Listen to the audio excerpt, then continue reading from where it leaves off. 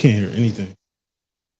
Good morning, good evening, good afternoon. Welcome back to another episode of A Safe Space for Men. I'm your host as usual.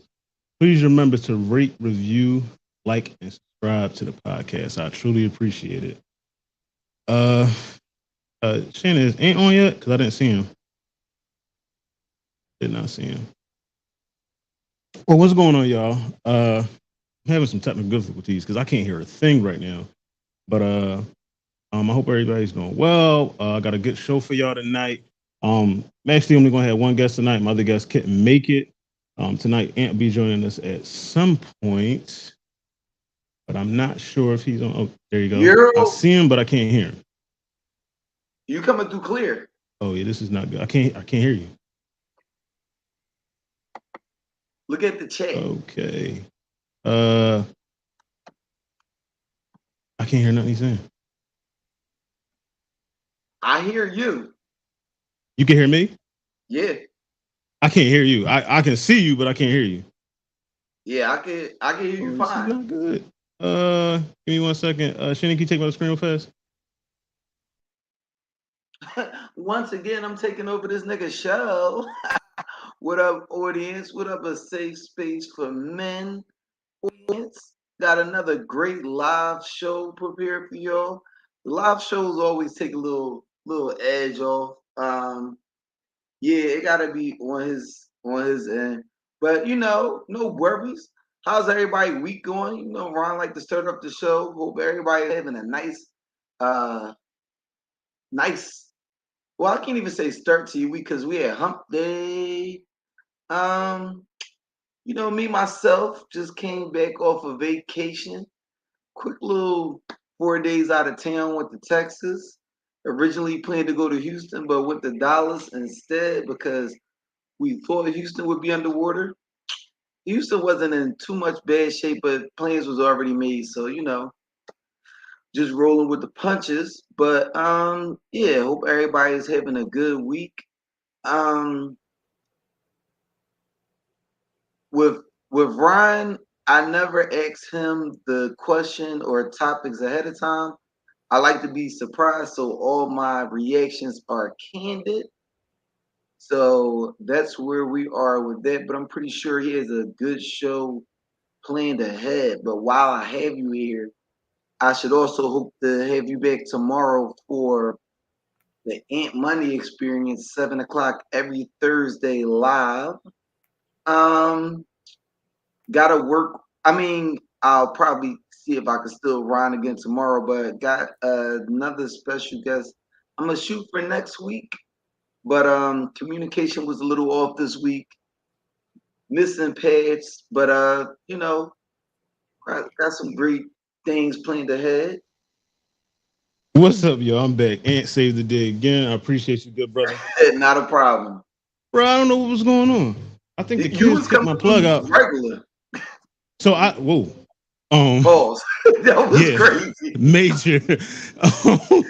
So Jordan was just there like maybe 15 minutes ago and she kicked my plug out. But I just plugged it Oh, back up. I never reconnected to the phone because I wasn't thinking. I'm right. like, I can hear me talking, but I can see you on screen because I can see you on the phone, but I just couldn't hear it. I'm like, what the hell's going on? Yeah, So that happens. we yeah, like see man, these damn kids. Fuck these kids. Um So yeah, it's gonna be you today. And Ashley, she actually couldn't make it. She just called me. She had just got in from work, so she was running from behind. Okay. But yeah, we got some dope topics tonight. Um, Okay. if Shannon, if you want to jump anywhere, you feel free. I'm pretty sure I got something on here you gonna want to talk about. So Nah, let's nah. get. Every time I jump on here, I get in trouble. Damn, see. Um, no, so damn, so let me go back and do my intro. Uh, even though he here already, I was prepared this time. I'm gonna hype him up, had everybody hyped up. So Ant Money, thus known as the host of Ant Money Experience, he's been a frequent guest. He's basically a regular now on a safe space for men. And I just found out this week he likes to beat kids for a fee. Wow. Yeah, yeah, yeah. A Ah, good friend of mine is watching, and he works for DHS. Uh, but you shouldn't have nothing to worry about. So, somebody But run a yeah, disclaimer real quick. What do you say? And beating kids does not in any way reflect a safe space for men So or the big exclusive network. I would like to explain myself. Mm, I have a homie that has a house full of badass sons, I know this and homie. they like to be disrespectful, call me all kinds of black bitches, and not like on that level of disrespect. So when they give me that level of disrespect, I slide through her crib and I discipline them. I wouldn't say beat them. Why would I say that with somebody from DHS up here? I just provide a level of discipline that they probably have not received, but it also corrects and regulates their behavior. So I'm not upset about the disciplinary actions I take at all. I mean, you definitely uploaded a video a couple days ago. Hopefully, you deleted it. I Of don't. Before I say anything else, I will not be providing my socials until I can confirm. Um, yeah, that video's out of here. So, wait, Oh is yeah, it? see, it's there. It is there. Well, I won't be saying anything further while that video is still available for viewing. All right. Well, I'm trying to actually pull the comments up. I can't get it. I can't find the stream on Facebook, so I'll get to it when I get to it. Well, first thing I got on topic is, man, they tried to kill my uncle, man. Oh Uh, man, they tried to take my uncle out of here. The Trump the Trump assassination attempt. I got a lot of people saying they don't think it was real. Some people feel like it was staged. Some people think it was real. Uh, I don't know. I ain't gonna lie. I don't put nothing past nobody. I'm gonna keep it real. I'm putting nothing past nobody. But if he did fake that, like that is like you literally playing with your life. That's not Yeah, something that I would want to do. But also what I noticed while watching it, I felt like if that was real, the Secret Service and that sniper dude, whoever was on the roof, their reaction time was horrible. Like well, there was it's people. that it's crazy because I could tell you that my dad was a Philly cop for almost 30 years, and when they would come through Philly, I remember during during Bush Jr.'s years, he said that one day he was sitting there and they had whatever task force he was on, they had a Secret Service person stationed near him. So he Okay. said that a limousine had came through, and he was like, "Yo, this is kind of dope that y'all watch these processions like every day." He said the dude from the Secret Service looked at him and was like, "Yo, there's nobody in that limousine right now. He's already in the building. That's just a decoy." So Mm-hmm. the thing that I don't like is, regardless of political views, he's still an ex-president. There's no excuse for the Secret Service to allow that to have going on. The way they should have done sweeps and stuff like that. Then another thing is there's report of people calling in saying like, "Hey, there's a dude laying on that roof that don't look like he Yeah. should be there," which At is all. weird. But it it also is weird that after shots went off, he gets up and they're putting him in the air to like put him on shoulders. That's weird because you already had a threat. Who's to say there wasn't multiple shooters? So Right. it's Right. like that's the part that makes it look a little weird. But with this one, honestly, for every reason that I feel like I could find that it was real, I could find another reason to say this kind of looks staged. So this is like one Yeah. of those where I'm like 50-50 until I hear like a full blown explanation of what took place. It's like because I even the see. sniper, I just saw the report that sniper killed the guy 26 seconds later. So it's like Yeah. that's still a 26 seconds still isn't really a long time. Yeah. I mean, yeah. I know that there was somebody like the person like behind Trump or something got the head like blown. Like, I mean, RIP. Yeah, God and rest their soul. that's also the part where if this is a staged act, heads need to roll because people did lose their life Absolutely. in this act. Absolutely. So, but the thing is, I don't. think Trump has a reason to pull something like that staged right now when he's ahead. He's ahead, and everybody's calling for Joe Biden to leave. So it's like, if I'm ahead, why would I need to pull something like that? That's a desperation hit. Yeah, so I think that's kind of what I was gonna say. I was like, I definitely, we talked a couple weeks ago. I don't want to get into like the politics too much, but in my opinion, I felt like he was ahead, and he was going to win, for multiple reasons. But that I felt like the position he was in, he didn't need anything else. Like all he kind of just got to show up. Like, you know what I mean? So Yeah. But if someone really did try to kill him like that, I think. I feel like that maybe like his security or Secret Service, they just got lazy because it hasn't happened in a really long time. It just got lazy. It just felt I can't. You're right. And when I was in the army, it was a saying they used to drill into our heads: complacency kills. So yeah, I mean, same thing at the airport. Regardless of how long it's been, that should never happen to an ex-president. At all. Yeah, at all. Yeah, I've been watching. Well, I like politics, so I've been watching this week. I didn't catch all of it. I gotta go back and I'm gonna watch some of it in the gym tomorrow. But I watched parts. I want to say I guess like 50-60% of the first 2 days of the convention. It's a lot that I saw that it was okay, and a lot that I didn't like. Obviously, it's gonna probably be the same way for the next one. But I feel like lately, like the vice president nominations, people have been picking. Like I don't even know who none of these people is. At least when we was kids, like. We knew, even though I feel like I knew more about the vice presidential candidate when I was a kid versus when I'm adult. Because this dude he picked, I had no clue who he was. He's like, I think he like our age. Like he's 39, yeah. Yeah, I'm like, that's, you know what I mean? I don't like what is his politics? I don't know his politics. That was a really random pick. He had a lot of candidates that I would have seen go ahead of him, but also I felt the same way with Mike Pence. Yeah, I didn't necessarily like that pick for him.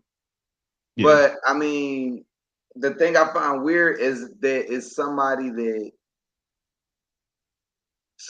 was so strong. I was actually talking about this at work earlier. I can't have somebody on the opposing side of me kind of like concede. Like we were talking about boxing. I couldn't see being a boxer and shaking hands at the end of a match. You just whoop my ass for an hour. No. The way they were. And with this, with what I would say is somebody that is so strong on the opposing side, I'm not a forgiving person to be like, oh, well, that was just because we was on the campaign trail. Everything's cool now.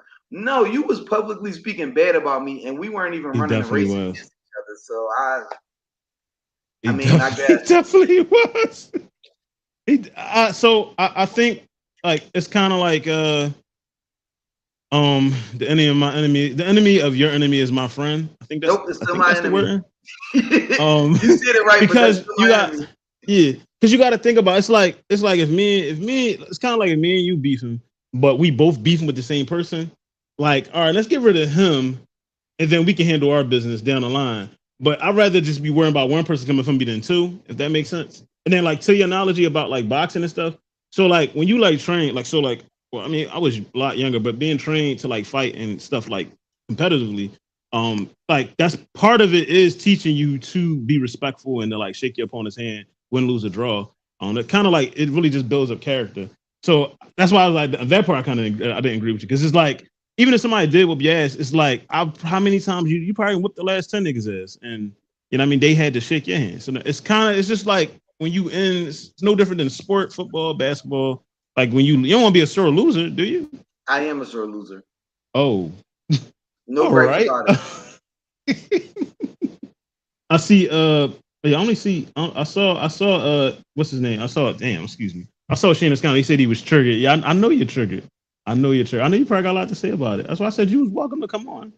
Well, we're not talking politics today. We're just talking the incident. I'm pretty sure you got a lot to say. Come on and say it, Shannon. I feel like I haven't talked to you in a long time. It's been a couple weeks.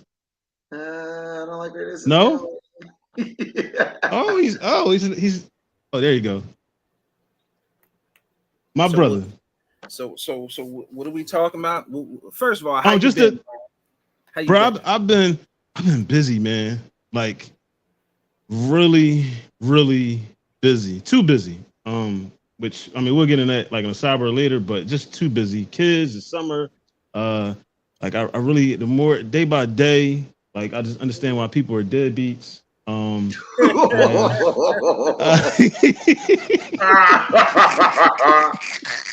I love my kids. No, watch. It's, as usual, like before I start, I say, hey, it's about to be working. I'm about to do some recording for like an hour or so. Do you need anything? Oh no, we don't need nothing. Give it like 30 minutes. Somebody gonna come ask for noodles or hot I'm dogs. hungry. Yeah, every time I'm hungry. And then when they do it, like, well, y'all been here before, so y'all been around kids. But when I hate when it's like somebody new here, and then I'm like, hold on, it look like I just don't feed my kids. Like, you know what I mean? Like, no, these niggas just ate an hour and a half ago. And they was eating candy all day. And they eat well. Eat like baby dinosaurs. But I've been my girls do the same exact thing to me with their mom. Like anytime it's time for them to like go home or go visit mom, soon she pull up, mommy, we hungry. Like, wait, what you mean? You got me looking. I just asked you. No, not I cook. Like I just fed you. Example, I made some homemade pizza dough yesterday, right? Hey. I made pizza dough. I made some homemade barbecue chicken pizzas and shit. I mean, it's the pizzas was out the oven. I made 3 of them, right? Because I don't have no, they weren't like 22-inch pies or nothing like that. They homemade, like, you know, each cow can have an individual pizza and should be full. So I made 3 and they ate all 3. This is probably about 2:30, 3 o'clock. Their mom pull up to get them at 4:30. And now they starving. So they just like got nigga look like a complete deadbeat. Like they in there starving. Like I don't feed them. Like they're in a concentration camp or something. Like no disrespect, but it burns me up, man. It's embarrassing and it be pissing me off. Yeah, it's infuriating because so my sister again, she picks Jordan up every Thursday and Friday from camp or school, whatever. He picks her up and she'll take her to McDonald's. It's right across from the school, which is fine. I'm not that a fan of McDonald's, but she's being an aunt, so like you know what I mean. That's their thing. Then she goes to the sitter. I don't know. No, Aunt, you wasn't here, but my sitter, she's really a grandma. She's Abuela. She's a grandma. She's 70 years old. Right. She's Puerto Rican. She makes big pots of rice every day. You know, chicken, all that stuff. Like she sends me pictures of the stuff that Jordan eats. She eats like you know those bowls you got from Walmart and Target. It's like 50 cents. Jordan will eat a whole bowl of that of rice. I'll pick her up after I get out work at 9 o'clock, and then she'll be like, "I'm so hungry." I know you had 2 bowls of rice. I know you had McDonald's, and I know you had whatever you had in school. And I fed you this morning before I took you. Like, what are you talking about? I'm so hungry. Like, no, you're a liar. And then like, what does your kids? They might do it too. She'll get in here. She's 5, so she'll get in here. I'm so hungry. Then she'll get in here and she'll be like, but like, what you want to eat? I want some chips. That ain't food. That's junk. Yeah. Like you want some food for you? I'll give you some fruit. You want some hot food? The only thing that's junkable that you can eat is gonna be fruit. Strawberries, bananas, grapes. That's as far as we going. But we're not eating junk at night. But yeah, right. They kill me with that. They kill me with that. So they try to take your homie out, man. Try to take my Uncle Don. Your uncle. 92. I don't wish death on nobody. No. I don't care what your political views are. Facts. I don't wish assassination attempts on any political candidate for any particular reason whatsoever. I just don't condone that. I feel like you think he's gonna win. I don't think he has the requisite numbers to win. I don't believe in any polls because you know statistics you can make them look like anything. The polls I really never believe because it's like who are you polling, right? Any poll can be left leaning, right leaning, so I don't trust it, Democrat or Republican. So for me, I just wanted to put that out there. I don't condone nobody taking a shot at a presidential candidate for no reason. Now, anybody? No, there are circumstances I welcome snipers to come take some people out. There are some circumstances. Yes, there are. The views and expressions of Shannon Biggest Reynolds in no way, shape, or form reflect a safe space for men. I'll say it. Like when the Giants play, I welcome it. Damn. Sorry, just the Jets. No, I'm just talking about it's some like real. Yeah. It's some real No, like it's political dictators who do mass cleansing oh yeah. of people Yeah. that I wouldn't mind a sniper taking them out. You know what I mean?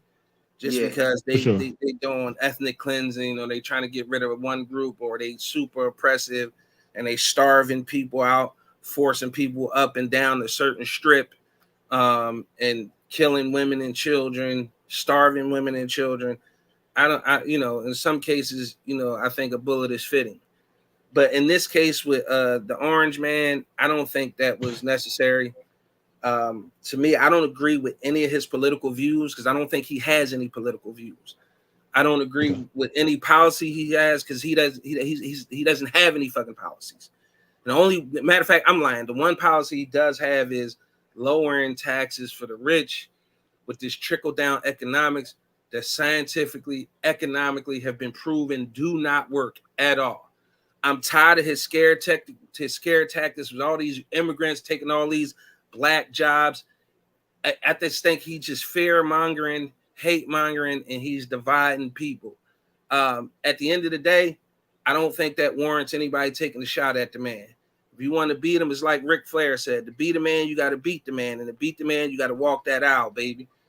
And if I can't beat you fair and square, straight up and down, I don't deserve to fucking win. Facts. Now, my issues with Trump are because I don't think he's fit as a politician. I don't think he's fit as a businessman. The two things people rally around him around as far as making America safe and protecting our borders, there's not one policy that he had in place that did anything to protect the borders. If anything, it held women and children from the southern border hostage in America for absolutely no reason. Okay? His policies are limited and none. He lied about it. It feels to me like people forget a lot about what this man said he was going to do that he never did. And it's just like all that gets swept under the rug because Joe Biden letting so many immigrants in and they taking all the jobs and he's every time I go back and watch that debate, because I've watched it a few times because I'm taking notes because I plan on having my own debate about this guy at some point. But every time I watch that debate, every single thing led back to immigrants. Every problem with America is immigrants' fault in Donald Trump's eyes because the border isn't safe. It's crazies, criminals, gangsters, killers, rapists, when no statistical evidence anywhere in this entire country shows that that's the case when it comes to immigrants doing anything. As far as affecting our economy, it's nominal. As far as affecting the government and its resources, it's nominal. As far as affecting jobs, nominal. They take jobs that no self-respecting white Americans would even take. And that's evident because we experienced that when that ban went into place and they couldn't hire and farmers couldn't hire illegal immigrants. It was tons of potatoes and oranges and everything else that we rely on for our supply chain when it comes to fruits and vegetables went to shit. It went and it was wasted because it wasn't being able to harvest. It wasn't able to harvest the shit. So for me, all the dumb shit I think Donald Trump does and says doesn't warrant anybody trying to take a shot at him, taking his life. I do believe it was real. I believe the response was shitty. Like Ant said, I agree with him wholeheartedly. That's their job. That's the one job that they have. That's their only job. It's right. It's your only job. Right, Ron? And You had one job. One fucking job. One. And you know how strenuous of a background and psychological and all that you got to go through to get that job. That test is hard as shit. Yes, and yet you fuck it up. It's civilians telling you, yo, this motherfucker's on the roof. How come y'all not listening to us? I'm gonna tell you. Always say, see something, say something. Be diligent. I'm gonna tell you one part of the test that really strikes me as odd with their response. There's one part of the test where they show you a parking lot. Now, this isn't like an empty parking lot. It's like a top view looking downward of like an apartment building, like active, like 30 cars in the parking lot. They let you look at the picture for like 2 minutes, take the picture away, give you a series of questions, and then go back and ask you questions from that picture that you just looked at 5 minutes ago after asking questions. So you can look, and you should be able to basically look and be able to look back at your area of interest and see that something is different. Somebody was looking and could tell that it was something different about that building. And nobody threw, hey, yo, go over there and check such and such, such and such. Like, that should have been over and done with. Check such and such, such and such. Or once people started, just the whole response, it pissed me off. Bro, the investigation is going to reveal, because people in that type of community that was at that type of event can't wait to talk to the government. They can't wait to tell them what they seen and when they saw it. So when the investigation is up, a bunch of them motherfuckers should be fired. I mean, that's what also leads me to believe that this was a real act, because the shooter, his whole profile was pulled. Yeah. Where he learned They how to had shoot. their heads up. They knew. Where they knew, I mean, how he knew how to shoot, where he went to school, his political views. He did a commercial. It was his dad's gun, right? Huh? It was his dad's gun, right? Then his dad just bought a gun, like recently. But all of that information was out like yesterday, and I'm like, yo, that's kind of, if it's released to the public that soon, that means they was like really like searching his background heavy. And you know what else I noticed, and this is just like crime in general. I was actually, when I was out with my homies a couple weeks ago, we was talking about this. Like, you can't get away with nothing nowadays. There's cameras everywhere. Like, literally, like the guy they found, the way they caught their kid that shot up the bus stop was, they said we followed him from like street camera to street camera, then like a house camera, then like that's how they got him. I'm like you really can't, which then it goes against of why we got. Well, that's a whole nother argument why we still got so many unsolved murders. But like right now in this climate, you really can't get away with nothing because there's cameras everywhere. Like there's a way to track everything. Presidente? Hey, what's happening, Tiff? Also, not even just that. What do they call it? Your digital footprint. I mean, when you're walking around, your phone is pinging towers. So they can almost like get down to the block that you're on just from a quick search. I think that in order for you, anything shooting wise, if it's not self-defense, just turn yourself in. Turn yourself in or go to Canada. That's pretty much the. And they commit these crimes and they have no escape plan, no plan on getting away with it. It's just like, we got guns, we got switches, we got ops, we gonna use these drones. And the crazy part, with the most hilarious thing to me, and I'm not proud of it, but August 2nd, 2016, I was arrested. I sat at CFCF for 22 days, right? Waiting for a bail reduction. The amount of these little killers that I would see on the news, right? I would see them on the news, or I would see the crime on the news. 6-7 days later, they get caught and they in CFCF with us. Bro, the face that they make when they realize, now mind you, this is county. They haven't even made it upstate with the death rowers and all that yet. But they made it to county with us. Bro, they were so fucking petrified. They were making these calls, crying, begging, pleading for help. Baby, you never coming home. They were about losing them cheeks. Ever coming home, bro. That's why I say if you're gonna commit a crime, you should like just leave your phone at home. You know, I'm not giving anybody advice. I'm just saying, like a lot of these people that get caught, like. Or don't do the crime. Well, yeah, so, I mean, obviously, I don't condone violence. I don't condone violence anyway. None of that in jail. You're gonna have to use your hands. One way or another. No diddy. A lot of them don't have hands. And they're gonna put them paws on you. They're gonna put them fucking paws on you. But I think that's also a part of the problem with these young boys today. Not enough people grow up getting punched in the face. Nah, see, the difference is though, and you can't really have a fight without somebody recording it. And it's not just about recording it. It's about if you get your ass whooped, now it's viral, it's world star and all that.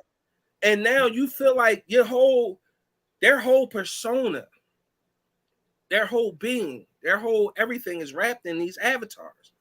Instagram, Facebook, Twitter, TikTok. So if you get your ass whooped, it's like you can never escape that. Because somebody always has ammo to come at you and say, yo, you got your ass whooped. With us growing up, we get fade one-on-one. Now, don't get me wrong, it was niggas getting killed, but that was different. That was JBM, the Black Mafia Junior, but there was true drug wars. Right. Niggas wasn't killing you because you had ops from up the street. It just wasn't going down like that, bro. Yeah. The only ops was the drug dealers, the rival drug dealers fighting over corners and blocks. Now, our OGs had gloves out there. And I'm not ashamed to admit it. I got my ass whooped plenty Saturday mornings, man. And I whooped a lot of motherfucking ass on Saturday mornings, too. The difference is there's no footage floating around so the next nigga can try to embarrass me. It's embarrassing to take a loss now. We was taught, our OGs taught us, like, yo, it's cool to take a loss. You live to see another day. If you got to fight them again, you keep fighting them motherfucker until you get you a dub. Yeah, because I tell people to this day, you beat me, just call me genital wars, because I'm just keep coming back. Every time you think you got rid of me, I'm coming back. Speaking of a young dude's fighting, it's funny. I thought you was gonna say speaking of genital wars. Oh no! Damn. Hell no. Speaking of young dudes fighting, I can't. I have the video. I just can't play the video. Because I'll tell you the story. It's two guys at my job was fighting. Well, one job from mainline who I work for, and the other one is for the lower airline. I just can't say the names, but it ended up on Twitter like they were fighting and all that. You know, fighting on airport grounds is actually a federal crime because it's federal property. But obviously, I'm pretty sure they got fired or whatever. But come to find out, it was over a girl. Oh, and the thing that I hate so much about, I'm not fighting over a girl, period. But the worst thing about dudes fighting over girls, it's always like because the girl is lying to both of them. Always. It's never a case of like you put your hands on my girlfriend and I came to fuck you up. No, it's she's sleeping with you and me and lying. You know what I'm saying? And that's pretty much what the situation was. And I felt bad for the guy that worked with me because he actually is a really nice guy. He don't bother nobody, nothing like that. Which was why when he told me it was so believable because you know the demeanor of people that can be like sucker. But he's a nice guy, but that can be like tricked by women. But I'll send you the video on the side. I'll send both of you the video on the side. But it was like when I saw it, I was like, what the fuck? This shit's all over the internet now. And then that's the only reason I couldn't play it. I can't play it because like I could be terminated for playing the video. And I want my pension. So yeah. What I got next for y'all? Oh, so next, something that's been on my mind lately, and it's mainly it's kind of like been getting re-triggered because I run into people and stuff, is unsupported friends and then family who don't reciprocate. And when I mean like unsupported friends, I mean people that like I was out recently somewhere else and like people, I hate when people come up to me and they're like, hey, I want to come on your podcast. And I welcome everybody. And then like rather they follow up with like, what's your podcast about? And I'm just in my mind like, bitch, I got like almost 40 episodes. That means you don't watch, which I'm not offended by that. I'm offended you want to come on something that you don't watch. That doesn't make any sense. That's like me wanting to go on whatever. Like I want to come on the Ain't Money Experience and I ain't never watched the episode. Or I want to go on whatever show, Big Brother. And I get there like, what do you mean? Like I'm here for every day for 36 days. Like, what, nigga, you don't watch the show? Like, it's just like, what? Like, and it's really been bugging me. Because it's like, and then these same individuals or similar, they'll turn around and ask you to support something that they have. They actually repost something they have. They ask you to come to an event that they're having or a fundraiser. And it's just like, I mean, whatever I do is from the heart, period. So like, I'm gonna make that clear. Like whatever I go to or I do is because I want to do it. But I get extremely offended when you're like, hey, can you do me this favor? One, after you didn't come through on a favor that I asked you for, no gay. And two, if you're not supporting the things that I'm doing, you know what I mean? I want to just know how y'all feel about that shit. Like, it's really been, I ain't gonna lie, it's kind of been burning me out. It really has been. It really has been. Man, I can help you out with this. with some shit that's again, I've been doing this shit for so long. Salute to Warren. Shout out to Warren in the Rabbit Hole each and every Wednesday. I want to say 8 p.m. Make sure y'all follow the Rabbit Hole. Warren, Cheese, Bianca, they funny as shit, bro. They be having me cracking up. Salute to them, and let's always remember to support each other. And Absolutely. what I will say to you, Ryan, is you have to take that mindset of waiting or expecting friends and family to support or be reciprocal and throw that shit in the trash. Yeah, for sure. Take sure. Put it in the can, ball that bitch up, stomp it into the ground, bury it 6 feet deep, and leave it there. Do not care about that, bro, because it's not your friends and family who are going to make you rich. It's not your friends and family who are going to give you the numbers you need to make an impact. You have to put your head down and just keep putting in the work, bro. Yes, I've been in your exact shoes before, bro. I can count on one hand how many times, you know, my fucking sisters have supported any of my businesses that I own and operate. Don't make me love them no less. I still love them to death. Right. It's disappointing. But what I had to learn was, even if they spent the money, they still wouldn't be able to spend enough money to put me where I need to be. Right. Even if they could watch every show, they can't give me enough views to put me where I need to be. Right. Only thing you can ever ask for, and it's the same thing you ask for from your friends and your families to everybody who can hear the sound of your voice. The best way to support is to share. Make sure other people know about my situation. If I'm selling a ticket, if I'm doing a fundraiser, everybody not gonna always have money. Share it.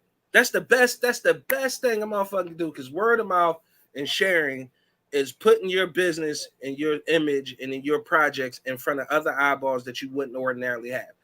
All that word about friends and family supporting. I got friends that I love to death that never seen the Big Exclusive podcast. I got cousins who've never even seen the Big Exclusive podcast. Love them to death, though. But here's the thing. It all comes full circle when you start to gain some momentum. You start to gain some traction. Now they have a reason, because they proud of you at that point. And they want to show you love. And they want to say, that's my cousin. Yeah, those extracurricular calls won't come in, but that's when you take a step back. And now they gotta earn it now. That's all. That's when you get 2 phones. That's and at that point, and when I say they gotta earn it, like all that sharing I asked you to do before, like, can you at least do that now? Now they're gonna want to buy tickets. They're gonna want to share. They're gonna want to hit you up. Like, no cap, bro. I had a motherfucking cousin I hadn't spoke to in 6 years. I had landed something that landed on Fox. The nigga called me out of nowhere. Matter of fact, I'm gonna keep it all the way transparent. My daughter Cameron had made it to 6 ABC, right? Localish, Fox 29, and the Drew Barrymore show. And she was afraid to go on Drew Barrymore by herself. So I went on with her. Bro, the day that Joan aired, everybody was my cousin. Everybody, that was their little cousin and shit like that, bro. You just gotta give them a reason to want to fucking support you and keep going. Right. Oh, for sure. Like, my thing is, so I don't necessarily care who supports me. I have a problem with people asking me to do things that they don't do for me. That's where it's like, motherfucker, you know what I mean? Like, what? Like the audacity. And again, you even like, are you genuinely doing it out of the love, or are you doing it because you want it to be reciprocal? Oh no. So I do it because that's just who I am. But I also had to learn to like, you kind of got to gauge it as well, because and it's not a tit for tat thing. It's just more like, all right, if I'm like going out of my way to clear my schedule to show up for your event or to support something, even things that don't cost money, because we could really focus on the things that don't cost money. Sharing something does not cost any money. Right. Me doing things, whether you got a fundraiser, a GoFundMe, or anything, you got a football team that need jerseys, anything like that. Me using my platform or whatever, any of my social media platforms to share some information, that it costs me nothing. But and that's the point.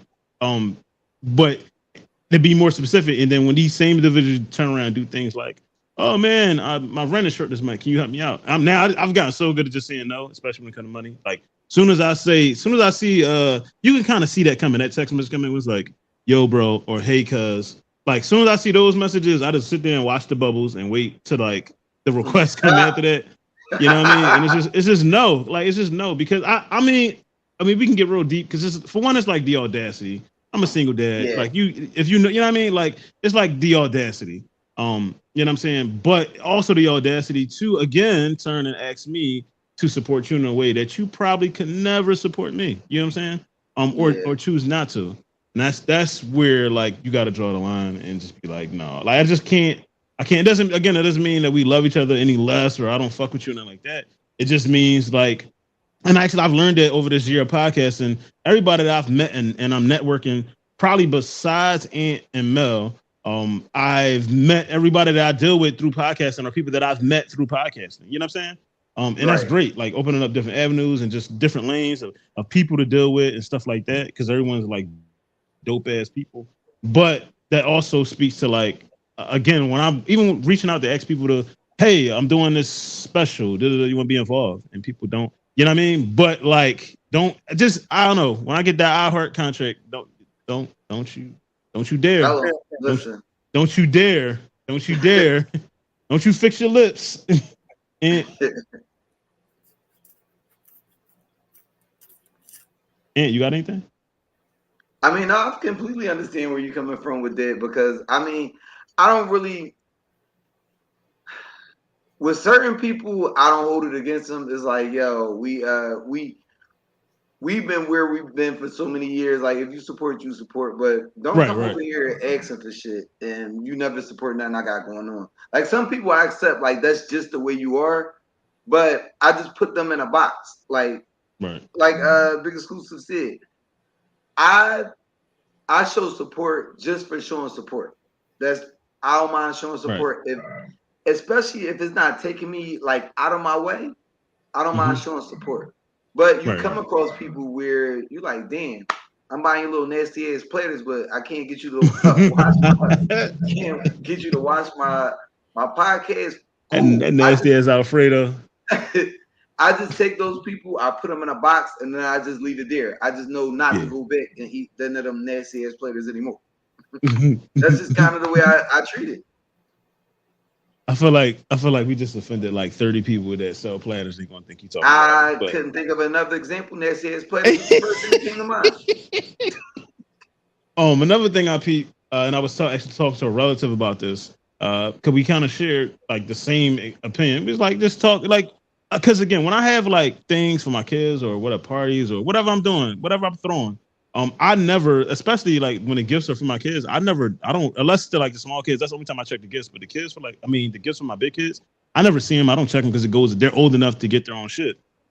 But a relative told me to start like monitoring. It's like, you got to pay attention to like how people show up to your parties. Like, they're like, Ron, like when you do a party, I mean, y'all got kids. If you throw a house party, that's that's more than $200 if you know what I mean, food, decorations, all this, everything that you're spending. If you're throwing a big party, you're going into the thousands. So he who shall remain nameless was like, yo, and like specifically pointed out certain members of my family, was like, yo, when you have a party, watch what they bring. And then like throughout the year, like watch every event they come, they either one, don't show up with nothing, or two, they show up with like some bullshit. It'll be like, and like sometimes the thought that count is cool. But I never, because I don't think like that. I don't ever thought like that. To like monitor what people are bringing is like, and then they turn around, and then they have something for their kids, and then like you're probably showing up with a really nice gift. And while it's for the kid, it's out of the kindness of your heart. It's like, yo, you gotta monitor that, because you have like, they're like, you'll always get invited because they know you're gonna bring a really good gift. But to your shit, they'll like just show up. They'll show up, and they probably show up a little late. That way, it's you're not paying attention to what they're bringing. Sometimes they don't bring nothing at all. And I started to pay attention to these few people that they were talking about, and I was like, holy shit! Like, and they were right. I never, because I don't think like that. When I have stuff for my kids, it's for my kid. I'm throwing a part. I don't even ask for gifts. I tell people like, when they be like, what do your kids need? I'm like, they really don't need nothing. And I'm not being arrogant. but they have toys. They have way too. Don't bring no toys. They got plenty of clothes. Like, I don't need nothing. Just bring your kid. Come have a good time or whatever. But even with that being said, though, like, I mean, my daughter is 17, so it's been a while since I've been invited to like a kid party. But even when I would come to a kid party, I would always grab a card, sign me and my daughter's name, and throw a gift certificate in there and just keep it pushing. Right. Yeah. But I never thought about the fact that some people just always show up and just never bring nothing. Yeah. It's more to we gonna get an offline because I don't. It'd be the person that eat the most food, drink the most. I was about to say that. That's what I did want to say. But yeah, I be peeping like, and I never noticed it. And again, like full disclosure, I love my family. I really do. I have a great family. They love my kids and everything like that. But again, it's just like that drunk uncle that you may have in the family. You know what I'm saying? It's like everybody, no family is perfect. But the stuff that person who Charlamagne name was pointing out to me, I got really over the last 6 or 7 events this year, just paid attention to. And then I also pay attention to people that invite me to their stuff that never show up to my stuff. And it's not like a tit for tat thing. It could be an undertone jealousy thing too. Like, be jealous of me about. He got it. Like I never forget when I graduated from Temple. I got in the car. Well, no, when I got back to my car, I told my parents, "Yo, we going to Grandmont Block."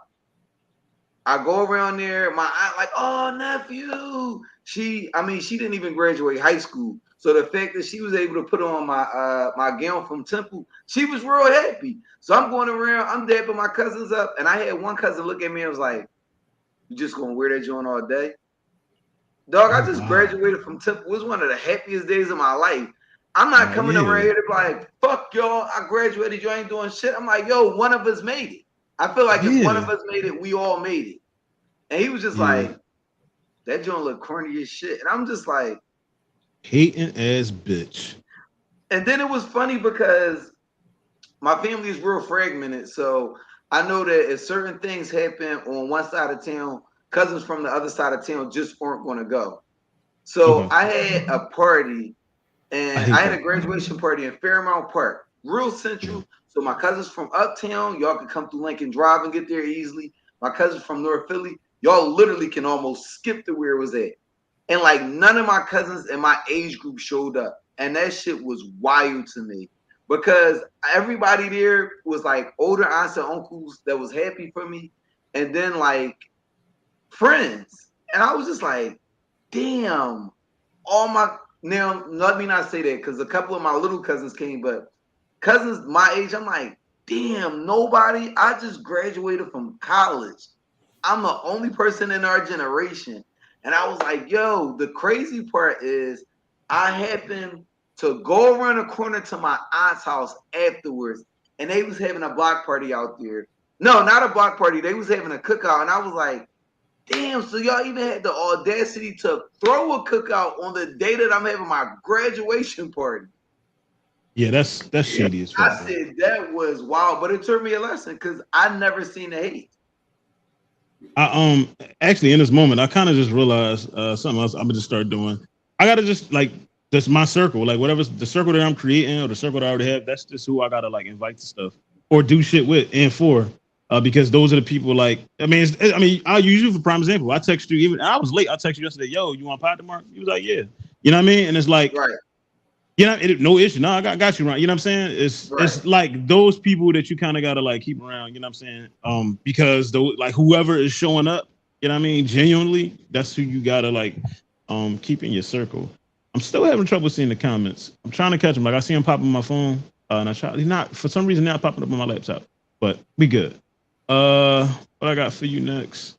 Okay, so something that's been creeping me out. Not creeping me out. It's been really disgusting me. I had actually got into. I want to say I got into it. We had a little back and forth. We're actually a good friend of mine. He actually been on the show before. About because he posted a picture of like Angel Reese, and then like people was on there like I don't want to say salivating, but just like letting it be known that they, that she was like sexually attractive, this and that. So I don't want to say I got offended. I just didn't like it because I'm 38. Everybody on this post was my age or older. Yeah, and I was just like I was trying to get him to understand like. she's not of our age group. It's nasty. She's like, oh, she's legal. Sir, my daughter's legal. If I see you looking at my daughter, I will murder you. Like, what are you? You know, like, and it's just, and I mean it. Like you that because, and that's what I was trying to get him to understand. He has daughters as well, and I was trying to get him to understand that part of it. And that's what I try to get. And I know everybody's not always going to agree with me, but the thing that I've been trying to give you to understand is like, again, she's in comparison to us, she's a baby. You know what I'm saying? And it's not even like me having daughters that age is secondary. Like, but first is she is we're 38, she's 22. When we was her age, she was like not even in preschool yet. Like that's what I'm trying to get people to understand.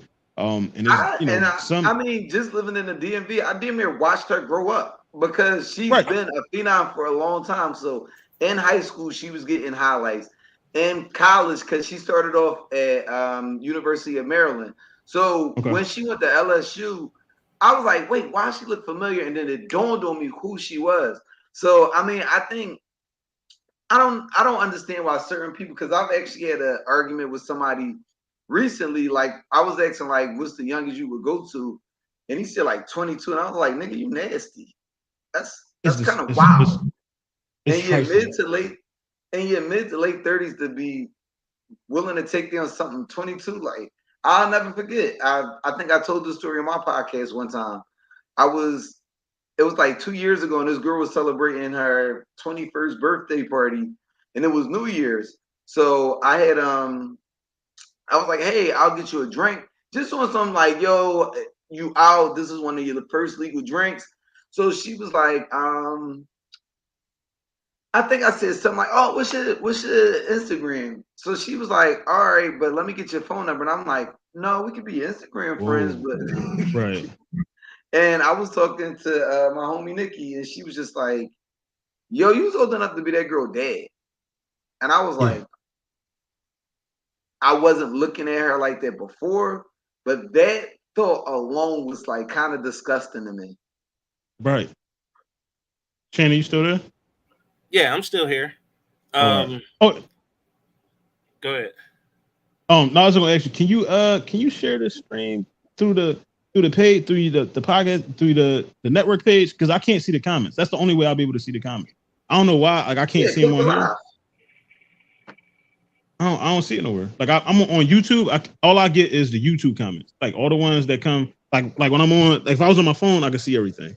Like they pop it up on my phone, but I can't see them because I'm not visually inclined to. My phone is turned. Nigga, if you need glasses, say that.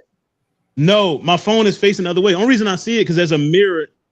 There's a mirror facing it, so I can see the. I'm saying explain this bullshit to you. Somebody should have danced. So somebody just called me old this week. What are you asking me to do? Like, if you could share it from the network page.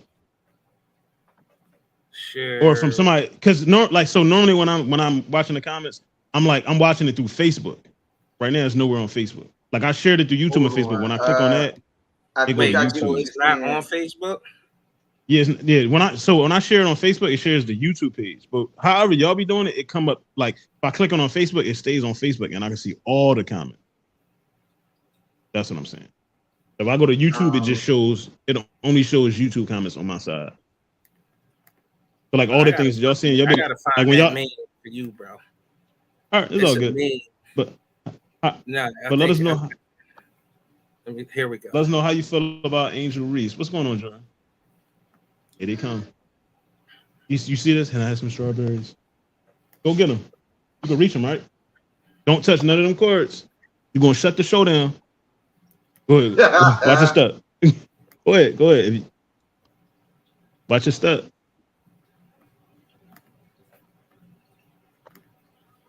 Yeah, that's my friends. That's Mr. and Mr. Shannon. I'm sharing it from my page, and I just tagged you.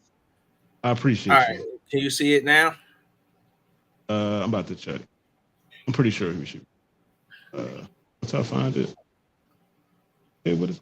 Okay, I think I got action. You're not following the network page? I am following the network page. And it ain't give you no notification that it was live? No, so it was never on the. It just now popped up on the page now. It's not on there because I got the page. I got the other laptop up. only the last show on here was Int Show. What kind of That's what it's April saying. Int Show Genius on the shit is 20th. you on over there? What happened? You got 2 laptops and a phone set Listen, up? hey man, listen. I'm working over here. Cause I don't have my phone, so I got the MacBook, so that text message come through. I can, and the other one is the Chromebook, so I can do my thing. But yeah. So how you feel about this injury stuff, Shannon? I know you a dad. I know even outside of you being a dad, I got it. You're an older statesman. I'll say that. So I got an idea what you're gonna say, but how you? This shit is Yo, that's trifling. a cool ass way to call somebody an old ass nigga. I'm gonna start using it. He said it, not me.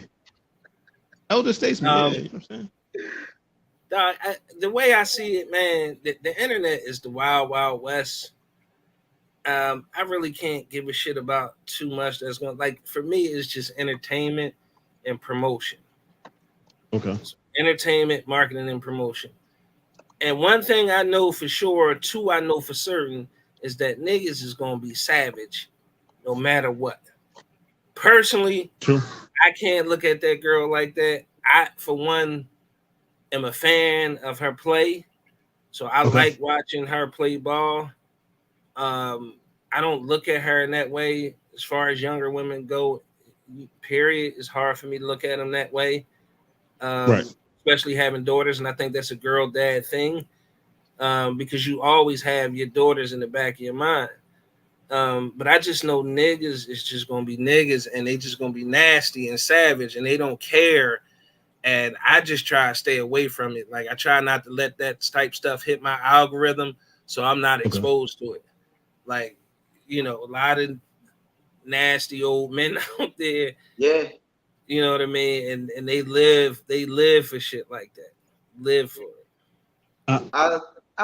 Yo, Shannon, I mean, you being an older statesman, what's something across like during the years that you heard like an old head say that was just like, ew, that's nasty. Like you really like something they said or did that was just like you really looking at underage girls? Again, I'll tell you, I came across some foul shit. Yeah, because I don't really have any. I don't like the guys I know, like not really into that. That's the perfect example for you, right? So I'm at an uncle's repast, and it's a side of my family where we just don't. They on the other side of town and on another side of the family that just doesn't have a lot of engagement. So I don't really know them as well. So I literally only see them when people pass away. So I get there and it's a guy there and they like, and I hate when older people do this. And they like, yo, you know him? This such and such. It's your grandfather's first cousin. First of all, my grandfather died before I was born. I don't even know him. Why would y'all expect me to just know all these family members that I never see? So one of my cousins, when he walked past, was like, he's a nasty old nigga. So I'm like, wow, that comment came from somewhere. She said that he would go down to South Philly High and be out there and tell the girls, I'll let you do whatever. And he was like, all I got to do is get him a pair of shell toes and some checkers. And I thought that was the most foul shit I've ever heard. Fathers, definitely make sure you watching over your babies. And ladies, be careful out here. Because I was watching a Joe Budden podcast earlier, and they had 3 different incidents that happened last week with women getting ejaculated on. Yo, what is happening? I need this to not become a thing. But 3 different incidents in 3 different places is wild. I was watching your episode back because I wasn't on for that part when you played it last week, but I was watching it back, and I don't want to be ignorant to what happened to the young lady because that's very disgusting. I'm glad they got the guy. He was arrested, but I mean I wasn't there, and I don't get too descriptive. But how did it happen? How did she not? Yeah, like how did she not see it coming? How did she not? And I don't mean that, no pun intended. I mean like, Jesus Christ. You don't know, because on that episode, I was trying so hard not to make an inappropriate joke. Right, because they're not trying to joke, but we assholes and they probably expect it. But I can see it though. I can see I it can because really see it you too. talking about somebody young, bro. And if we talking about the dollar store, first of all, there's only one motherfucker in the dollar store at all times anyway. And then you got to The think line about is it. long, and what's she doing? She in her phone. In her phone, whole time, Ain't, not even noticing. Boy. don't give a shit what's going on around. Yeah, all I saw the video I saw might have been, it was actually, so the one you played, it was like she like it just started from like when it happened, and then like she's chasing her out the store. I think she was like in a Dollar Tree, which is like the weirdest fucking place for. I mean, it's weird for it to happen anyway, but in Dollar Tree, like, I'm just trying to figure out like at what point I like, couldn't see it happening no other place but the Dollar Tree. If you in Giant or Acme or what, somebody gonna see you, man. Somebody want to see you. Oh man, I'm trying. Yeah, well, you're right. She was in her phone, but I'm just like it take. I'm sorry, it take a. I mean, we men, it take a lot. I mean, not a lot of time, but it takes some time to get your situation out. So and so they broke it down and it made sense. They were like, if he was somewhere, if he was there and he got himself real worked up, some people can get themselves worked up where it only takes a touch. So he probably was sitting there watching from a distance when he was at that point. But that just any of that. But he's so actually I was surprised that they had more information on the Joe Budden podcast about him than I did. But they were saying that he has a couple foul incidents under his belt. He broke into somebody's house in Southwest and was ejaculating over top of his lady's mother. Like to break in, and I was like, oh, he's just a degenerate. In the criminal justice system, sexually based cases considered especially heinous. Honestly, if that is another thing that he did, I think he need time. Like, he need like that's just. I would petition nasty. for chemical castration. Yeah, no, like so I had that. Well, I have that for another episode, but the laws in other countries are different. But like him doing that overseas in one of them countries, they would like cut his junk off. Like they have a zero, like a really, or not zero, a low tolerance for like certain crimes. Like I'm mad nobody caught him in a parking lot and beat his ass. Yeah, that too. That shit was disgusting. And how was your vacation? I seen y'all was all out of town. Everybody's having a good old time. You know, me and Shannon, we back here raising kids. Y'all was having a good old time. Yeah. I had somebody. I pissed everybody on that trip off. I was proud of it, especially with that. What I was telling you about that 3.5 hour car ride. I said I'm pissed all y'all up before I left. They asked for that. For that. I achieved it. But no, it was like y'all fun. had some fun. It's always good to go out of town every once in a while. I mean, we didn't do nothing like extraordinary, like different. I found that Dallas and Houston didn't really like. For instance, when I go to another city, I always like to look at like the history of the city, and they really didn't have like much history-wise to offer, which surprised me. Really? Yeah, really? It was like in Dallas. But that's because the Cowboys have no recent history. Say that again. That's because the Dallas Cowboys have no recent history. Yikes. Also, I wasn't looking to visit the Cowboy Stadium. But they were like, but with Dallas, it was like, oh, you could go visit where John F. Kennedy was killed. You could go. And I was like, I don't really care to do any of this. With Houston, it was like, you could visit the Space Center. That's it. So that part was kind of weird. Food was okay. Like, the places themselves were just okay. It was just like being with friends. We made the best of it. We gonna have fun in Philly, so going out of town isn't bad. But I mean, I'm like, I know me myself. I don't really. I can get in a habit of just working, and I'll take a day off here, a day off there, but not really do anything vacation wise. So I think it was good to just do that. Absolutely, man. Got to take time for yourself. I just was having a conversation with a friend about that. Because that's what I've been like. I just been working. I've really been airplane riding. Like I've been working. So I think I got some time coming. I think I just somehow me and Emma's mom just like double SWAT week. So she's going to keep her for 2 weeks straight, and then I'm gonna have 2 weeks with her.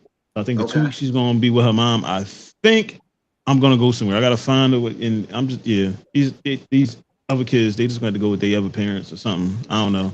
I'll figure that out. Yo, that sounds crazy. Go with the other parents is wow.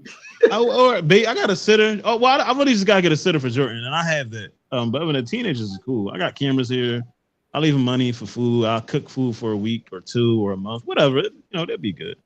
Yeah, that's honest. That's a good point, because I want to say I was probably like 16 when my parents wasn't like, oh, you got to go over your grandma's house. Yeah. I'm driving. Yeah, like, well, I got to go to my grandma's house for her to watch me. Right. Like at what for y'all? Like at what age do you think is okay for a kid to be in a house by themselves? I think it depends on the kid. Okay. Honestly, it really does, because some kids are. Well, I almost said something crazy on your show, bro. Some kids, I'll put it like this: some kids mature faster than others. Yeah. Okay. Some kids have built trust, while some kids you wouldn't trust them with a crayon and a pencil sharpener. I mean, I'll give you an example. I felt that way about my daughter for a long time. Like my daughter, she has 4 younger siblings, but she didn't get to the point that she was responsible enough to watch them until like fairly recent. And her mom was just like, you don't show me that you have like the instinct, like if something goes wrong, that you can just pop and know what to do. So she would pay one of her nieces to come over and watch the kids. And one day my daughter got offended, like, why won't you pay me? And she was like, you don't show that you have the wherewithal that if something goes wrong, you know what to do.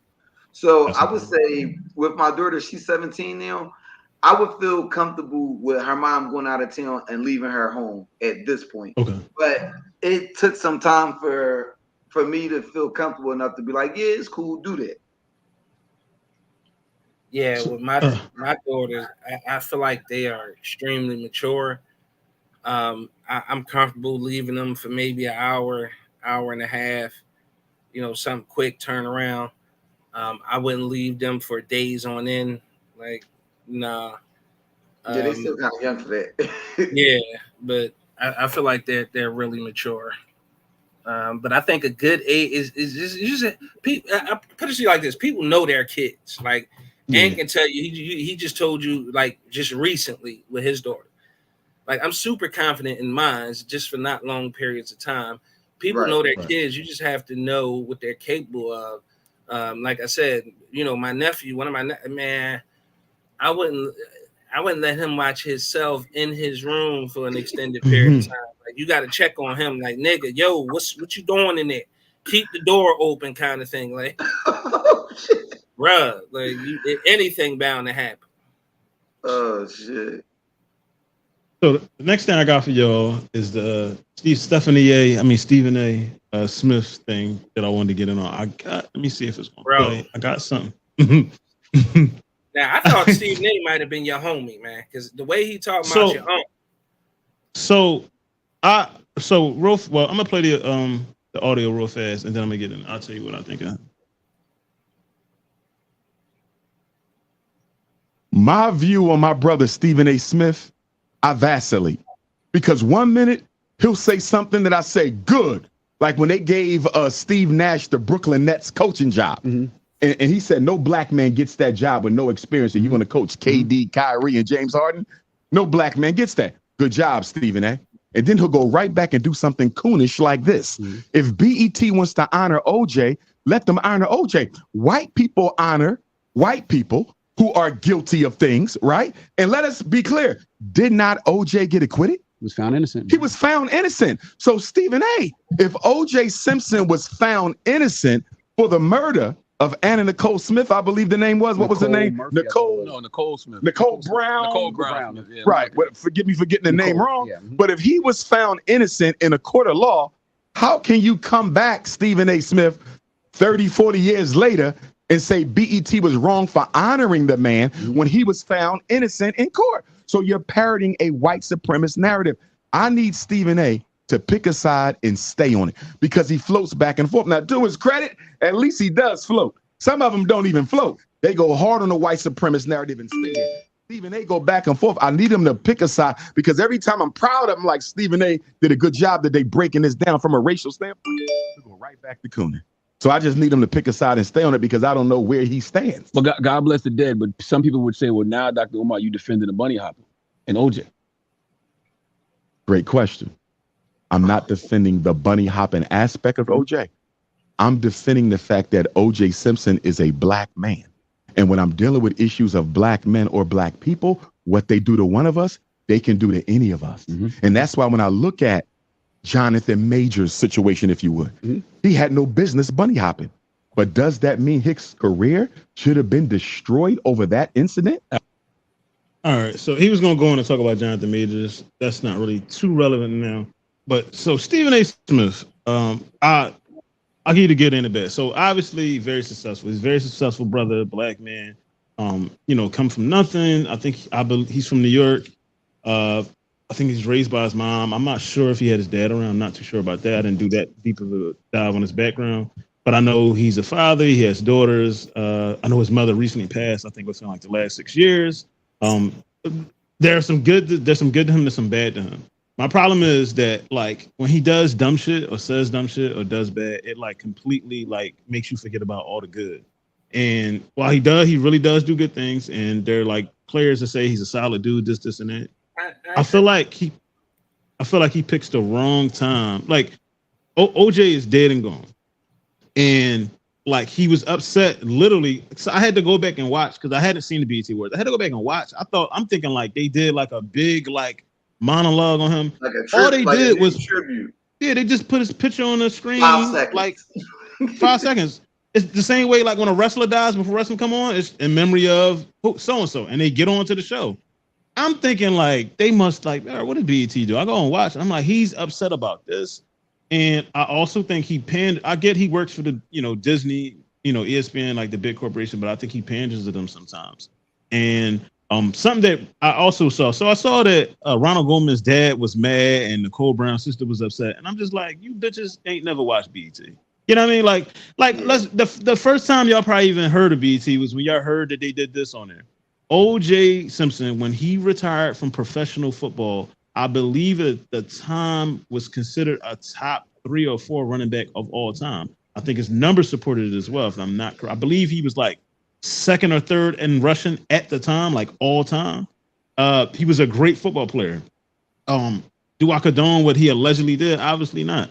However, he was acquitted. He was found now guilty. There's been plenty of people that Stephen A. Smith has supported that have been found guilty of not as worse crimes, but I'm saying he is swept under the rug. He has had a lot of missteps. I remember when Ray Rice had got in that trouble, he hit his wife or whatever, or his girlfriend at the time, and Stephen A. got suspended because he came on national television and said, even though I somewhat agreed to what he was trying to say, he just delivered it wrong. He was saying like it's not okay for men to hit women, obviously, but he was saying like, but women, you can't. What's the word I'm looking for? Yeah, you can't provoke men into doing these things. And he was immediately suspended because of how he made Carrie Champion feel. And I remember when she left ESPN, she went on to her and Jamel Hill went on to tell things that like he was doing behind the scenes about how he wasn't for black people, how he wasn't protecting black women. So I feel like what Umar was saying, some of it was true. Like he does jump from side to side. You got You got Cap, you got Kyrie, OJ. With Cap, like he again behind the scenes, allegedly he was doing things to get him like tryouts with the NFL. But Cap's point was, y'all don't want me to take everybody's missing the point. He was taking a knee because of police brutality. Yeah, in hindsight, is him taking a knee going to stop it? No, but it's bringing attention to it. It's bringing enough attention to it that it's a problem for these owners. That's how much attention it's bringing. They have an issue with that. They have more issue with you taking a knee than they do with the actual police brutality that's going on in these neighborhoods. And that's what he never understood. He was like, well, you got to do what the employers say. And it's like, no, like you're not, these are owners. And when you get some some people do look at it like the slave mentality, like they're an owner. They're trying to tell me what no, me taking a knee should be not. If there was Marines and Army Rangers that came forward and said we don't have a problem with it, it actually was a sign of respect. What it was, Right. I don't know. I just remember you in the military. Apparently, it correlates some sort of way it's a respectful way. It was some kind of way to where it was a respectful way to like honor the flag, but show that you're not completely upset. Which people don't realize there are ways that you can operate like that, like without disrespecting. Like one of the Supreme Court justices, honestly, I think should be put under review for this. But he flipped his flag, his American flag that was on his house upside down. That's a sign of distress. So it is ways that there is things that can be done with the flag that are respect. Like also another thing, a lot of people don't notice, but if your flag is not in good condition, you're not supposed to be flying it at all. So there is things with the flag that like are military standards upheld. But when I had read into what people from the military, when I was reading into what people's issue in the military with it was like a sign of disrespect. And I was just like, I mean, I was actually active duty at the time. I was like, why the fuck are they playing the national anthem at football at sports events anyway? Right. Facts. Makes no sense. Nothing there that's patriotic going on. With the pro leagues and the government. Yeah. Yep. I ain't mean to cut you off, man. That's what I later found out was the biggest issue with Cat is because the I'm not sure exactly the way the partnership works, but there's some kind of partnership with the military and the NFL, and it was like you're offending us, and then it's like Cat, you're kind of fucking up our money because you're on the front lines doing this. So I think it was a little bit more of that than it was the actual act of him doing this against veterans. It's like more like, yo, we got partnerships, you fucking up. He also went on when it came to Cat. So I remember when he did finally get a tryout.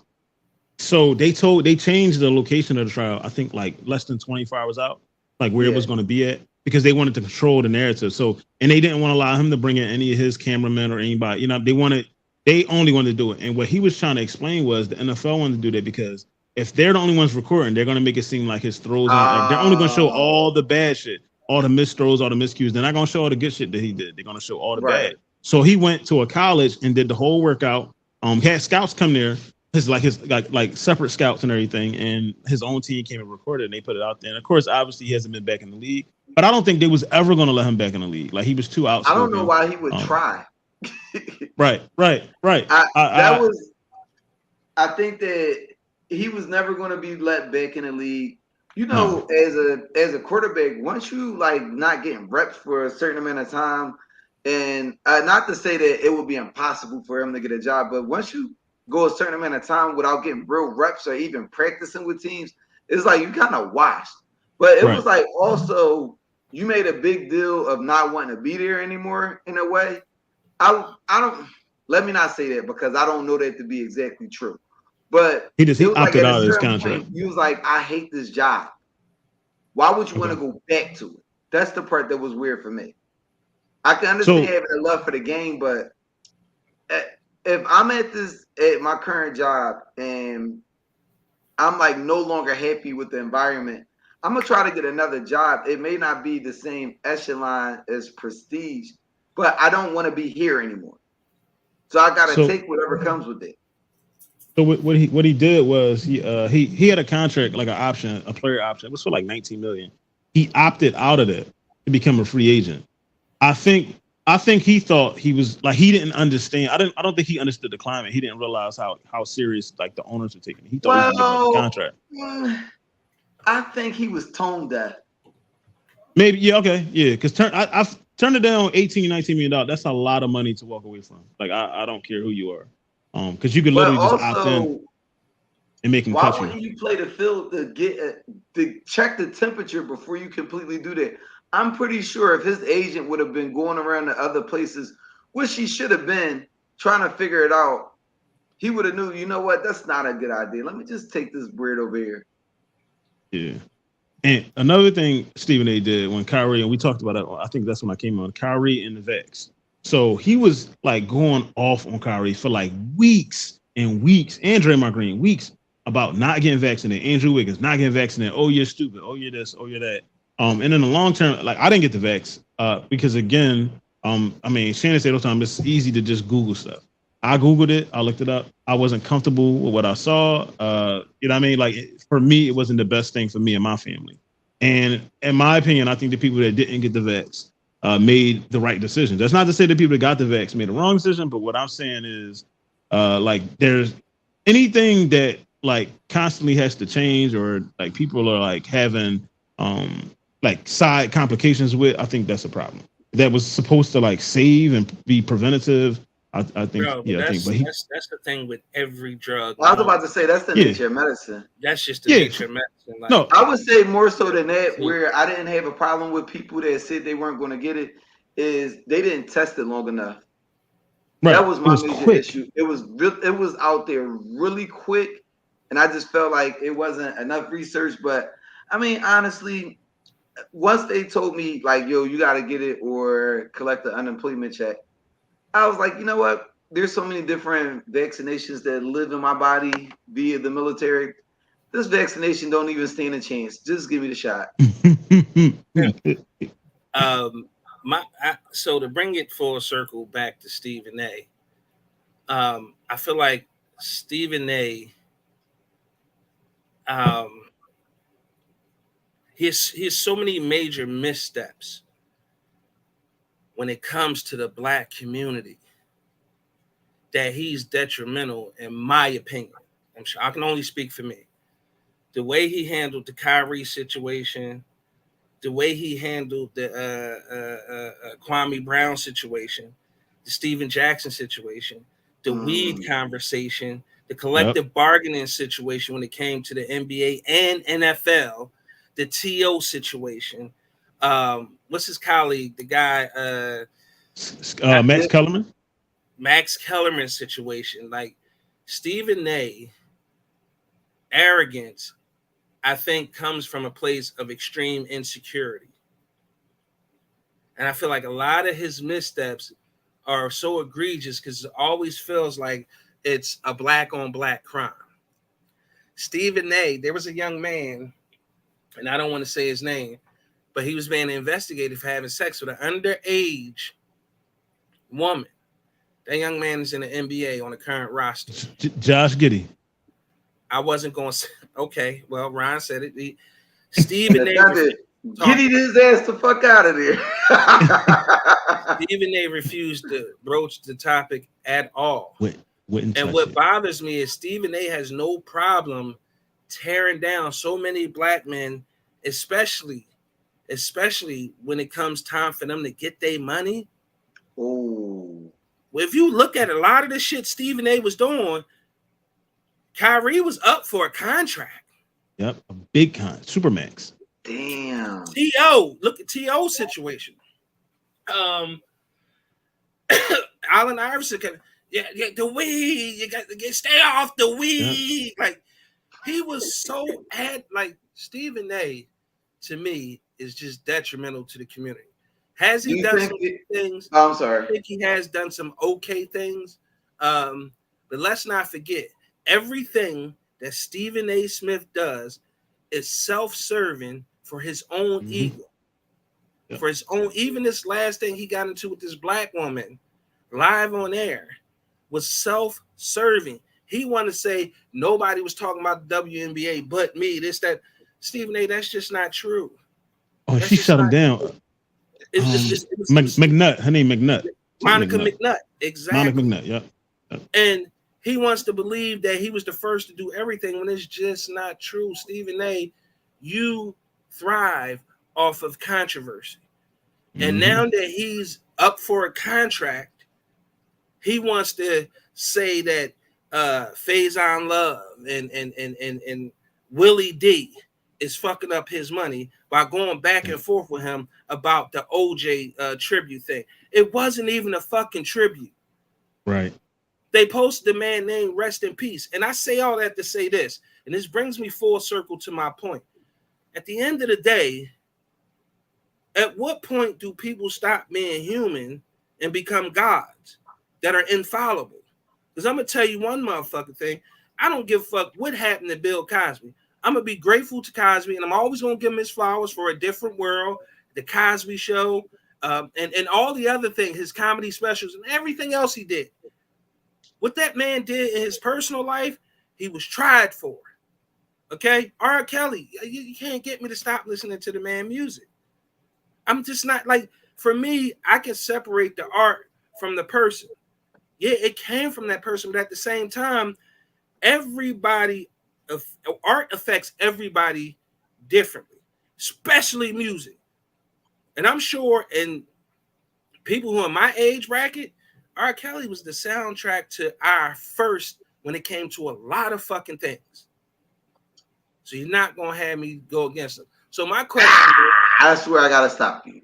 I was cool when you said what you said about those other people, but R. Kelly's perverse actions can be directly seen through his music. That's why, like, I don't fault people when they say it, but we can't act like that art isn't emulated through his music.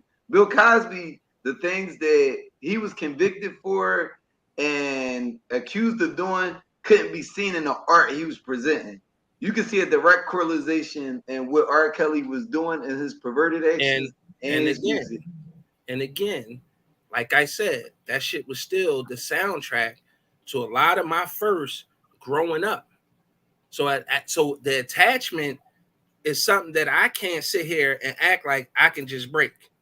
I just can't do that. My question is, are we allowed to separate art from the person? Situation dependent. Respectful. I can respect that. Except if this is R. Kelly, that's enough. I think what R. Kelly did. I mean, even when we was in high school, when it first came out, when that video first came, we was in high school when that video came out. And but I think even then, I think we weren't mature enough to fully understand like what was going on. Like now, being a dad, being a grown ass man. I'll speak for me. When it came out when I was like 16 or 17. I was not. Dave Chappelle made a fake. The girl that I was looking at in that video was my age, so I didn't see anything wrong with it. Right, Dave Chappelle made a whole skit about it. He made a whole song about it. I want to appeal, and we laughed at it. We thought it was hilarious. But here's the question: for you, Ryan, and I'm asking you because you said you were in high school. When you were getting out of school, doesn't matter which day. Let's say Friday. Friday when you got out of school. I know where this is going. Where is it going? Is you going to talk about the old men that's picking up the young ladies from I'm asking, was that happening when you was in high school? Yeah, it absolutely was. It absolutely was. That's what I'm saying. Like I just told y'all, our OGs had us boxing on Saturday morning, right? These are the niggas who was the drug dealers. They was 4, 5, 6 years older than us. We in high school, we would get out when it didn't matter which day. These niggas was pulling up in the Audis with the Alpinos on, and they was pulling up with the 8-ball jackets and all that other shit. They was picking up the baddest joints in our school like it was nothing. Yeah. Now, I don't know if they was peeing on them, but what I'm saying was they shouldn't have been picking them up, but that was considered something normal. And the last thing I want to say is the problem that most of us had was that a lot of that shit was happening when we was younger. But the people who were present around these people who was doing this shit, I feel like should be hit with the conspiracies. Because you guys were not only enablers, like you set a lot of this shit up. And that goes for the people that was around R. Kelly and all the other fucking child daters back then. I remember like coming out and like when again I was 16, 17, we would just looking like, wait, Ron, where were you coming out of? When I was coming out of high school. Oh, okay. What are you insinuating, sir? You said it. What? When I was coming out of school, like we were in high school, we would just think like we didn't stand a chance because again, these grown ass men picking up, they got cars. I'm going home to my mom's house. Like we didn't have like there's no way we could be competitive with these dudes if they had so much. But at that age, in that moment, like I wasn't again, I guess mature enough to understand how disturbing it was. Because again, I was 16. Sure. At 16, I'm not thinking like a dad, like a grown man, like an adult. I'm thinking like, damn, like, I would like to mess with that girl. That's what my focus is. Now I'm at the age where like, yeah, like sometimes when I do pick my 17-year-old from school randomly, like if I see any grown men out there, like that better be a dad. You know what I'm saying? That's my mindset. I will never forget. Me and my homie, we used to say like, yo, we want to be the dude that drive past after we graduate and pick up girls from the high school. Now, mind you, we still 18 because we just graduated. We rolled past. I didn't even stop. I was like, yo, they look like babies to me. Kept on going. Only time I've ever did anything like that. I think that as a grown man, to be a grown man and to look at a high school girl is like disgusting to me. Yeah. I mean, at this point, I've been out of high school longer than some of them have been born. All right, we've been on 20 years. So I don't understand the logic. That's wild, Tiff. I see the other sorry comment. How old was the counselor? If you don't mind me asking. Tiff said, "Date them all, sis. Date them all." Man, no. I'm gonna move along. I gotta move along to my petty story of the week. So, for those of you that follow me on social media, you probably already know what I did. So I was at the gym, minding my business before I went to work, getting a little workout done, lifting some weights. There was a young lady sitting on the bench to my left. Again, she's minding her business. I'm minding my business. I'm over there. I'm just, doing my thing, lifting. I guess that was her boyfriend. He comes over and like, so he stands like in between us. He puts his hand on her shoulder and then he looks at me. I guess that was his way of like marking his territory and letting me know that was his girl. So at this moment, I had the choice either to be an asshole or to pay him no mind. I chose to be an asshole. I said, how much do you weigh? She was like 140 pounds. I went over and I grabbed 200-pound dumbbells and continued to do about 15 or 16 lifts and then looked back at her. And then I put my weights down, went on back about my business, lifting other weights. Just to let him know that at any given moment, I could, do that to her. And then I know after I left the gym, I know that's what she was thinking about because he was over in the corner lifting some little 15s and 20s. And he probably weighed about the same amount as her. So yeah, it was petty, but why are you bothering me? First of all, I wasn't even looking at her. When I'm in the gym, I'm so focused on what I'm doing, like getting the work in. I got really like real gym heads, like we're focused on the task at hand. I'm not in looking at no girls. I'm really not. I am until they start doing the squats. I do get distracted. I don't go to the squat area. I don't go to the squat area. The way my gym is set up, there's like an actual squat area. Like they're over there and like I'm over here. Yeah, I don't. And whenever they come near me and start doing squats, like I mean, unless you're trying to like you're flirting, you're trying to get my attention. You probably, what I mean? Like that's a different conversation. But yeah, so I can't wait till I go back because that's the gym by my job. I'm going there. I'll be back there. I think Monday or Tuesday. I hope they're there.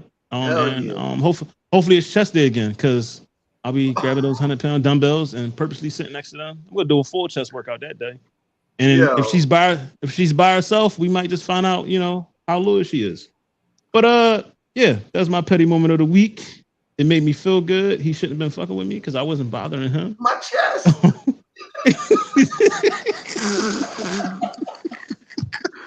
I wish I could have recorded it. And she actually in one of the videos had posted like she's walking past because I be recording my stuff. But she wasn't even my type. Like it was like, I mean? I mean, she was a good looking girl, but I was not. I was focused on doing the work. So yeah, sir. Stay out my area. Oh, something else I got to address. And it was a while ago. So at your birthday party, even though it was so long ago, a guest at your birthday party, she walked up to me and Stevie, we was actually outside and like, she walked up to me. She's like, when I listen to your podcast and I see your aunts, I feel like you hate women. And I was like, me? she's like, yeah, you. I forgot her name. I remember she was dark skinned. She like works for the post office. Right. Ended up having like a really long conversation. But I needed to address that because I was drunk that night, and that's the only reason I didn't address it because I felt like I would have been like really ignorant and rude. But I remember she like talked me and Stevie's ear off for like 30 minutes. We were outside. It was cold. Like it was a lot going on. But she said like she got that, and I was like, what? Like, and it was literally after the episode. I had just did the episode about my grandmom, so I was just like, excuse me, like I hate women. Obviously y'all know I don't hate women. I'm a father of 5 girls. I was raised by women, but me and Stevie talked on the side, and we just felt like she needed some therapy. We felt like she's harboring some feelings from because she went on to tell us about how the father of her child was like she was having all the issues with him, this and that. Yeah. And that's just to say, please don't portray whatever you got going on in your life on me. I'm trying not to choose violence, but I don't hate women. She actually seemed like a very nice person. But yeah, she just I was and it was your birthday party. It was not the place or time to walk up to me and be like, "You hate women." I was just like, "What?" I had just ran through a cup of tequila. Like she was about to get season 6 Ghost. Like I was like, "What are you doing?" And I had to catch myself, and I was like, "This ain't the time and place. This is Ant's party. I don't want to be the one." What? It's crazy because I could tell you just doing this for the time that I've been doing it, people can catch short synopsis of stuff you say and run with it because also you don't know if people hearing like backstory or they hearing the whole thing. Like I'm telling you, I went somewhere. No, I was at my friend's house and somebody called me. We got this thing. If me and my friends are not in the same general facility on a Saturday, we'll call each other on FaceTime and take digital shots. It's something we developed over the pandemic. So I was sitting there and one of my friends called me and she said, "Cause yo, I want to tell you about what you said on your podcast." And I said, "Not right now, I got company." She was like, "Oh, because we gonna talk about this." Now we never actually had that conversation, but I don't know exactly what it was that she heard. At what point did she hear it? Was she not catching my sarcasm? Because most of the stuff that people get upset about be stuff where I be being sarcastic. So right, you never kind of know. I remember me and her. People- She had a conversation one time, and we kind of went back and forth in regard to what she said about you not liking women. And I was just like, I don't get that. I don't know where you're projecting it from. I'm super protective of women. And I was just like, but also once again, I don't know if you heard the full story of what you thought you heard. Maybe you misunderstood. Right. It could be a lot of different factors that contribute to people doing that. I was just like, I don't get that notion from her. She must have caught the episode, like just walked in on the I could have chose the right bitch episode. She must have caught that. Like, that could be it that might have been it. But I mean, like, why not just go back and listen? Like, you know what I'm saying? But even that me saying that doesn't mean if you got out of that, oh, I hate that person, even though I don't, that would be acceptable. But just assume like, oh, he must hate all women. Like, I was blown back by that. I was like, what? I mean, a bad experience could make you be like I had somebody a homie I used to be cool with. He had a bad experience and he was very honest about it. He was like, "This girl broke my heart," and I said I would never allow a woman to break my heart again, and I just became a whore. Or you could have a bad experience like that and be like, you know what? Maybe I'll pay more attention to the signs and be a little bit more selective with the next person I give my heart to. Question, Shannon, you had something to say? No, I was gonna say a lot of times, people don't care about context. Like, and the most famous example of that I would attribute to Kevin Samuels in his heyday. Like people would pull these like clips and they would go viral and it would send women into like this rage. And here it is, the people who actually would have watched the full episode and had the context of what was being said in the conversation understood, you know, why he said what he said. And a lot of times the women who were on that or in that responded in kind. They wasn't, or not in kind, but they understood where he was coming from and what he was saying. But a lot of women would look at those women like they're in a submissive position because he's a man, not understanding that he just gave them some crazy ass knowledge and wisdom based off information they just gave to him. So I say all that to say it would have 98% of the women in the outrage and an uproar who have no context of what was said during that conversation, who just go off that viral clip and they take and they put together these ideas of who you are, right? Or perceptions of who you are as a man, like Ron hate women. She could have came in on the conversation where Ron was just like, yo, fuck them bitches, that not having any context whatsoever, right? Then just assume he hate all women, which is not fair. But women don't like context. They like to be mad and outraged and upset. They don't want context when especially when it's the herd mentality, when all the other women is mad. No, fuck it. It's a girl thing. We just gonna all be mad together. Oh, that's my favorite thing to do. In this industry, people can take clips and they'll assume they'll make it look however they want it to look. Like Cameron said just recently with that controversy he going through. He's like, bro, it's because it's us. Like our shit go viral. So, but 999 other million people saying the same exact thing, but because it's us and it's going viral, you feel like you getting clowned because it's us. But when the context of the situation, that's their podcast, that's their content, that's their opinion. Yeah. It wasn't nothing new. They didn't go out their way to make fun of Shakur. It was just part of that day's show. But because they can't place and it go viral, context doesn't matter. He didn't go back and watch that whole show. He didn't understand where it was coming from. He went with the viral clip, and now they beefing. So I say that to say, in this industry, man, you just gotta be prepared for all of that. Because again, like Ant said, you know, it's happened to me. I've said things.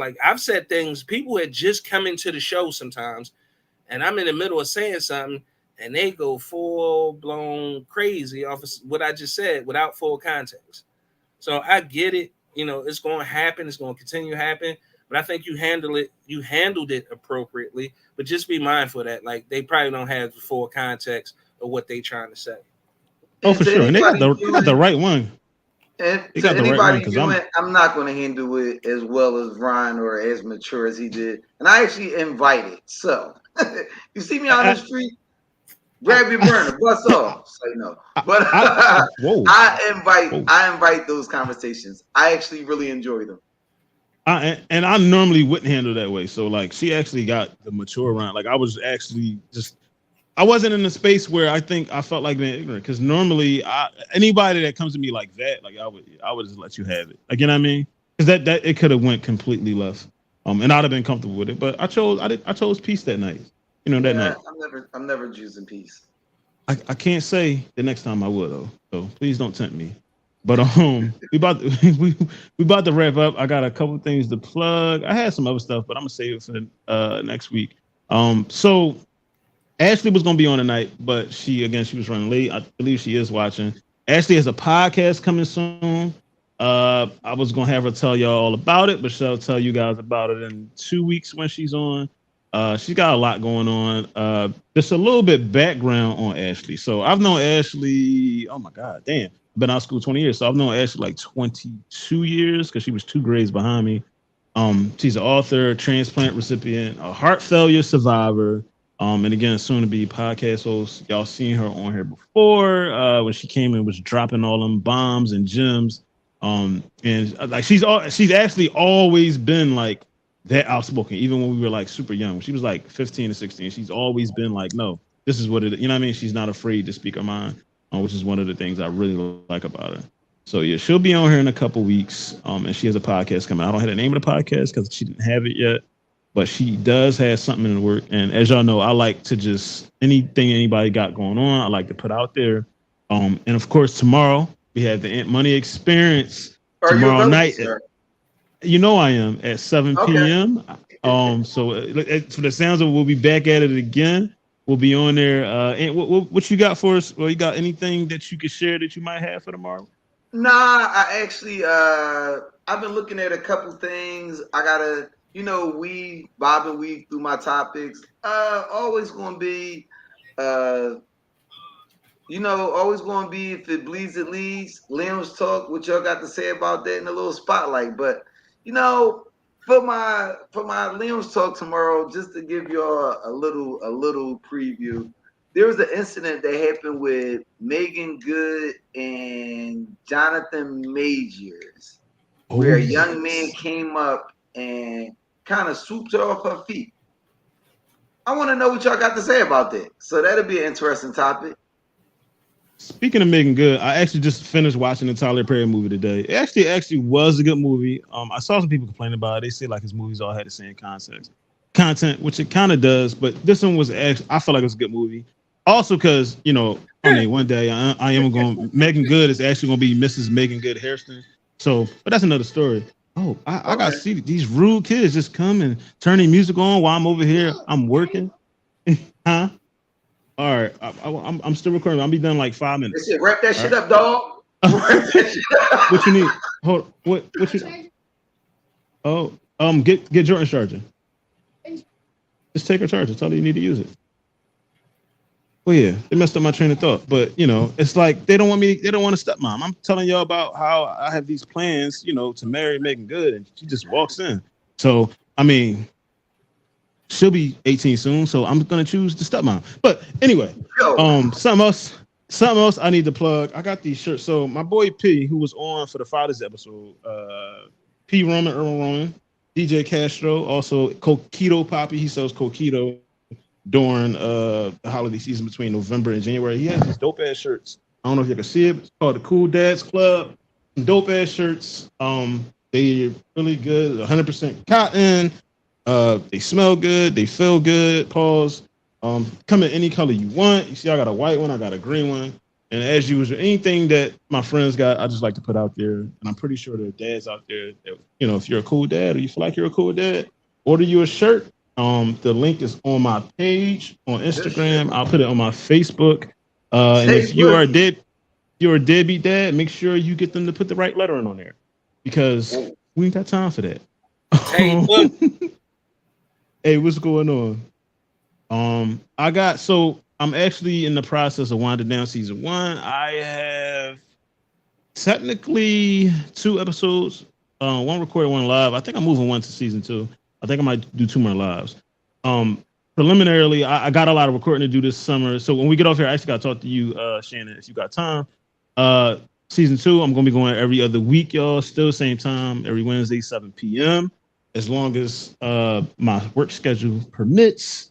I got some really, really, I don't like to be the person that say I got something really good happening, but I do. I got some really, really good guests coming up, like locked in. I got some recording scheduled. I think y'all really gonna enjoy it. Season 2, I'm kind of focusing on something a little different. I want to, obviously I always do the dad thing, but I really gonna try to lock in and focus on always having somebody come on and tell some stories, tell some things that they've been through.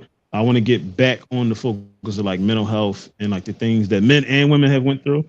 But yeah, that's what we got coming up. And season 2 is going to start in October. I don't have a date for y'all yet, but yeah, until then, just go back and get caught up on the 35 some odd episodes that y'all haven't seen. It's a lot of content there. It's a lot of really dope ass guests there. Not just Shannon. We've had some dope ass women on. A lot of people that just are telling what the hell that have come on and told some really good stories. And just like persevered and got through some things. So, and hopefully it helps somebody as usual. I just want to help one person at a time. But yeah, that's all I got. Any last words from any of you guys? See y'all tomorrow at 7. Yeah, make sure y'all stay tuned tomorrow, 7 p.m. Ant Money Experience. Looking forward to that one. Ryan, thanks for inviting me to the show. Also, absolutely. That Tyler Perry movie, bro. That first 15 minutes burnt me out, bro. I fell asleep on the first 15 minutes. No, yeah, bro. Bro, I don't want to spoil the movie for nobody. No, they should have saw by now. Yo, I legit. The young lady I was sleeping next to fell right to sleep on her. Oh, so you saw it? Then we can talk about it. Everybody saw when they snatched him out the casket. 15 minutes is all I saw. Oh yeah, when they snatched, I was yeah, I was like, like what's going on? Like, and it's like the casket part threw me for a Too loop. far. I was a little intoxicated. Yeah. I was like, I don't got time for this shit. I don't think I can ever let nobody get me that mad while I take my relative out the casket. Like, you know what I mean? Like, you know what? Like, we'll return the casket later. But you saying that alone, now I'm curious. Yeah, to me, it was a good movie. Shit, man, like I will say, Tyler Perry needs some help with the writing. Now, I don't say that because he can't write. I'm just saying he needs a fresh set of eyes and a fresh pen. Because some of this shit, some of them scenes was just outlandish. Like I think my sister said it best. For Tyler Perry to be in the game for as long as he has, and for him to have the wealth that he has, he should have a while ago taken the time to go get professionally trained from a film school to be able to provide better content than what he's providing. Because from even a Diary of a Black, he should have, beyond that, I'm sorry to cut you off, but he should have cultivated like a set of writers, producers, directors. He should have like I agree with that as well. Lab. But if he, as a teacher, hasn't kind of refined his craft, I would expect the people that would come up under him to kind of be shit too. So what I'll say about that is, I don't mean that come up under him. I'm talking about established black and white Hollywood writers, right? TV, movie, like cult, like. So I give you an example. A lot of times for TV shows, movies, well, not necessarily movies, but for TV shows, music, there are writer rooms, there are writer camps where the most prolific writers come and they start to shape this one story together or this one album together. I'm talking about he needs to have cultivated talent like that. Like, hey, this is the idea. You guys come in. Let's do a writer's camp and bang out this script. Is kind of what I was trying to say. No, I get what you're saying, and I think that with him not being very talented in that department, I think the people that he may possibly be already cultivating are on the same level as he is. That's why we don't really see a change. So, two things. First of all, talented in that department. Pause. That's nasty. Secondly, I think what it is I don't think he has I don't think it's not that he can't improve or he doesn't want to like improve. It's because these movies are like he's making millions and billions of dollars off of what we consider not great content. Like we feel like they could be better actors and stuff like that. And again, right. I think it's dope that he gives like no-name actors like the opportunity to be in these movies and give them like open the doors to them and give them the recognition and stuff like that. That is great. But I also think you owe it to yourself. Like it's kind of like having I wouldn't keep having on the same boring ass guests. You have to, if you notice they're not good at their job, then again, maybe help send them to school since you're so given, or just again hire actors that are good. Because his early movies that had like actors that we all knew that were known actors were really good, like A Diary of a Mad Black Woman, so Family Reunion. Like this latest one, I thought was pretty good. I didn't think it was. No, this is good, but this latest offering, I just think the writing was outlandish. I think the acting on the BET shows is horrible. I think Sisters, like the plot is great, but the acting is like it. I stopped watching. I couldn't take it. It was just like this. The acting is really bad. Like the guy walking around, he was smacked the hell out of her, and this is a black woman. We from the black culture, and she would give it like, "Are you serious?" I'm like, my mother would never do that. She would have got a pot of grits and beat his ass. Like what? Like that's not what would happen. You know what I'm saying? And on top of that, the acting is so bad. But again, there's no incentive to like improve because he's that movie is the #1 movie I think on Prime right now. You know what I mean? So like Amazon is that's a big platform. The #1 movie on Prime. Yeah, so like that alone is like, you know what I mean? And then again, his shows are #1 on the days that they run. The Oval and Sisters, they're the #1 not only on BET but the #1 on the days that they run in the country, I believe. So it's like everyone's even at work, like the girls at work, we have TVs at work. The girls at work be watching Sisters, like they are locked in. You know what I mean? They love the show, and I'll be like, the acting is bad. They're like, yeah, we know, but we like the show. And I think there's a lot of people out there yeah, the acting sucks, but I like the show. You know what I'm saying? And it's great that everybody it's great that everybody supports it, but it's like, but the acting needs to be better. You know what I mean? Like if the acting was better, you would probably draw in a whole different audience. And your numbers would look extremely better. But again, he's a great talent. I mean, I'm super proud of him. I would have loved to actually sit down and talk to him one day. Like Tyler Perry is like, he really made it. Like he came from, a dad that didn't like him, come to find out it wasn't his dad. They didn't have no money. He was sleeping in his car. It's a lot. Like I watched his documentary. Like it's a really good story. But he needs some better acting. I can't deal with it. One last thing, Philly city office workers had to go back to work this week. I don't feel bad for y'all because I've been at work.